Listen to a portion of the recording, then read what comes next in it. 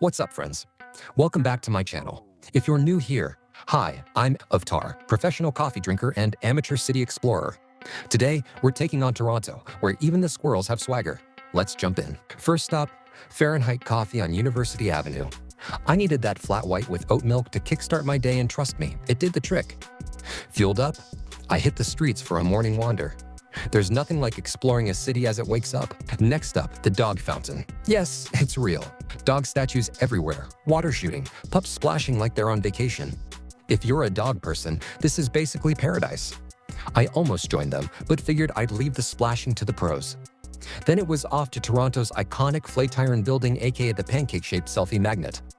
I snapped lots of photos, and then made my way to foodie heaven, St. Lawrence Market. This market is a paradise for food lovers. You'll find everything from aromatic coffee beans and artisanal cheeses to irresistible pastries and sandwiches that practically call your name. I couldn't help myself and picked up an everything bagel piled high with creamy egg salad, then treated myself to a blueberry scone. Because why not? As I wandered the bustling aisles, I passed rows of vibrant produce and watched skilled butchers carve up prime cuts. Honestly, every turn reveals something new to taste or explore. With my stomach happily full, I took a stroll along the esplanade, admiring colorful wall art and snapping a few artsy shots for Instagram. No shame in that. After a short walk, I arrived at the Distillery District, where Toronto's historic charm is on full display. The cobblestone streets are lined with old brick buildings draped in fairy lights, and the atmosphere buzzes with creativity from the art galleries and boutiques. I spent some time browsing the shops for local treasures and unique gifts. Fun fact, this district once produced a third of all the alcohol in Canada. But today, it's all about the vibrant vibes, and I was loving every minute. Once I'd finished exploring and window shopping, I caught a bus over to Kaya for a smoothie, because staying hydrated is a must when you're living your best tourist life. Afterward, I made my way to Yorkville for lunch. As the sun set, I hit the harbor front. Water, city lights, and a view so romantic I almost proposed to myself. To wrap up day one, dinner at Butter Chicken Factory. Their chicken tikka masala. Spicy, creamy, and honestly, life-changing. Day 2 kicked off on Queen Street West, one of Toronto's most iconic and lively neighborhoods. Once a simple commercial strip, Queen Street West has transformed into a thriving destination for culture, shopping, and the arts. I made my first stop at Waterworks Food Hall, taking a moment to appreciate the building's design before heading to Nut Bar for a smoothie, embracing my newfound healthy person era.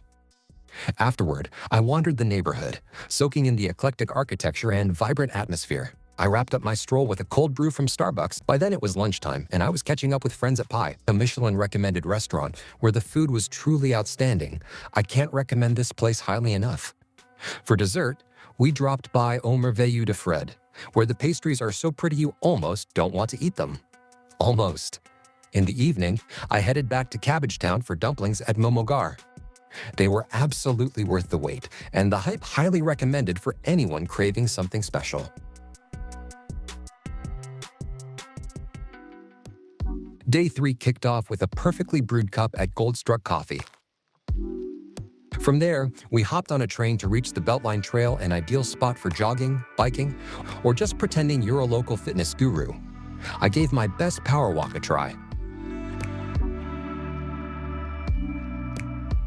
After about 20 minutes on the trail, we arrived at Evergreen Brick Works. Hidden in the heart of the Don Valley, this former brick factory has been transformed into a lively hub for sustainability, creativity, and community events.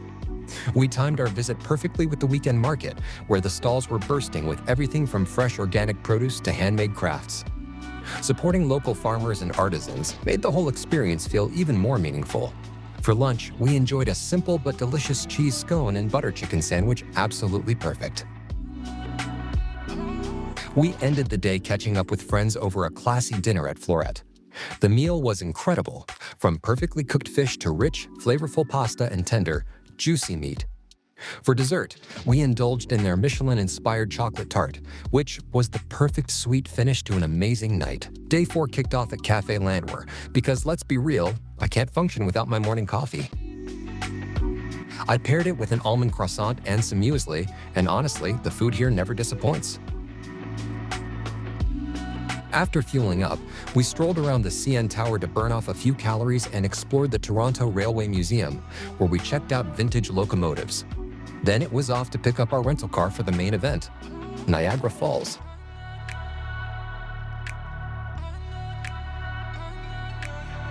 First, we made a stop at Niagara on the Lake, a town so charming you'll want to frame it.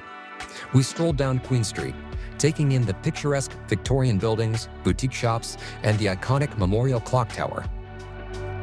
Naturally, I stocked up on jams and chocolates, officially living my best suburban mom life. We also visited Queen's Royal Park for some lakefront views. I can only imagine how perfect this spot would be for a summer picnic. For lunch, we stopped by the Prince of Wales Hotel. We enjoyed fish and chips, the fish burger, and a violet cocktail. From there, we headed to Enniskillen Winery for some legendary ice wine.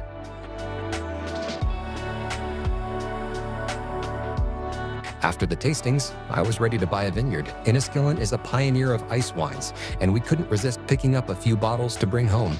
We also stopped by Walker's Country Market, where we visited the charming Living Water Wayside Chapel, one of the world's smallest chapels. It was a unique and peaceful spot for a quick visit. Afterwards, we headed to the famous floral clock for some fun photos among the vibrant blooms. Finally, Niagara Falls, loud, misty, and absolutely epic. Pictures don't do it justice. I was a wet mess, but my heart was full. We also wandered along Clifton Hill to check out some of the quirky attractions Niagara Falls is known for. We wrapped up the trip with dinner at Kelsey's Original Roadhouse. Don't sleep on this place. The food was surprisingly delicious. Day 6 kicked off with a much-needed caffeine boost at El Padre Coffee. After my caffeine fix, I made my way to the Jack Layton Ferry Terminal to board a ferry to the Toronto Islands, ready for a day of exploration. I took the ferry to Ward's Island first, and the views of Toronto from the boat were absolutely stunning. The ride was quick, and soon I was exploring Ward's Island, soaking up the peaceful atmosphere and admiring the charming cottages tucked among the trees. The walk towards Center Island was simply beautiful, lush greenery, sparkling lake vistas, and countless spots to pause and take in the breathtaking Toronto skyline. Upon reaching Center Island, I treated myself to a delicious Greek lunch, savoring classic Mediterranean flavors right by the water. Center Island is also home to a beautiful beach and an amusement park. Although the park was closed during my visit, it still added to the island's whimsical charm. You can also rent bikes, which makes exploring the island much quicker. I continued my adventure to the historic Gibraltar Point Lighthouse, the oldest lighthouse on the Great Lakes, shrouded in fascinating and slightly spooky history. I spent about 4 to 5 hours discovering the islands. As the afternoon came to a close, I waited for the ferry back to the city, watching planes land at the island airport and soaking in panoramic views of the Toronto skyline. It was the perfect sunny day for an island escape, and honestly, visiting the Toronto Islands is an absolute must. Afterward, I made my way to the Aga Khan Museum. Unfortunately, the museum was closed for a special function when I arrived, so I'll have to save that experience for my next trip. Today is my last day in Toronto, and I started it at Le Gourmand, a delightful French bakery.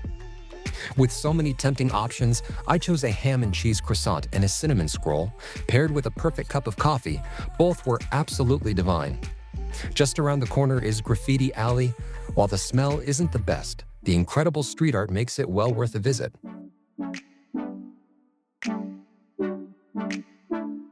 Afterward, I headed to Kensington Market, one of Toronto's most vibrant and eclectic neighborhoods.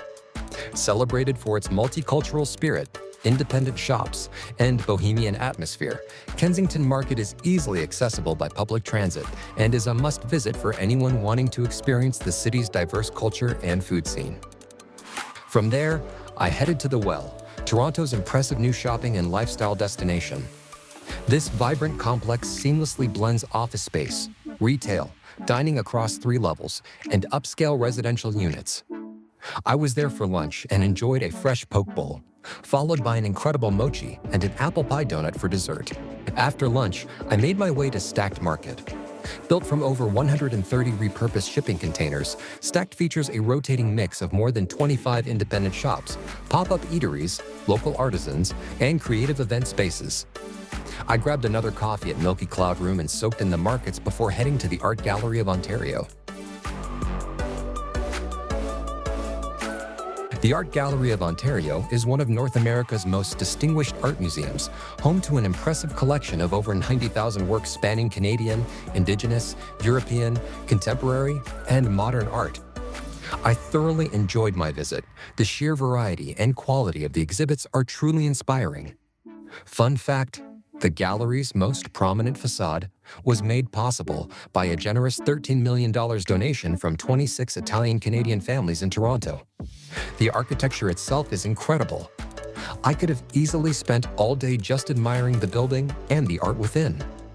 If you're visiting Toronto, the gallery is an absolute must-see. For dinner, we visited Chubby's Jamaican kitchen, and wow, what a treat. The atmosphere is warm and vibrant, with tropical vibes that instantly make you feel welcome. I tried the jerk chicken and curry, both bursting with bold, authentic flavors. The cocktails were just as impressive. For dessert, we treated ourselves to some ice cream before heading back to the hotel to get ready for our flight home the next day. If there's a spot in Toronto you think I missed, or somewhere you think I should check out on my next visit, let me know in the comments below. Thanks for joining me on this adventure. See you in the next vlog.